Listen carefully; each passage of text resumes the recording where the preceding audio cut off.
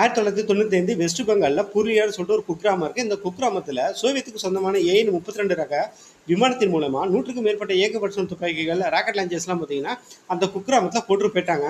அதே விமானம் திரும்ப 4 நாட்கள் வச்சு இந்தியாவுக்குள்ள வரும்போது இந்தியன் ஏர்ஃபோர்ஸ் இன்டர்செப்ட் பண்ணி கட்டாயத்தின் பேரில் மும்பை ஏர்போர்ட்டில் தரையிறக்கம் பண்ணுறாங்க. அதில் முக்கியமான அக்யூஸ்டெல்லாம் அரெஸ்ட் பண்ணும்போது அதில் ஒருத்த பிரைமரி அக்யூஸ்ட் என்ன தப்பிச்சு போயிட்டான், நேபாள் வழியாக டென்மார்க்குக்கு போயிட்டான்.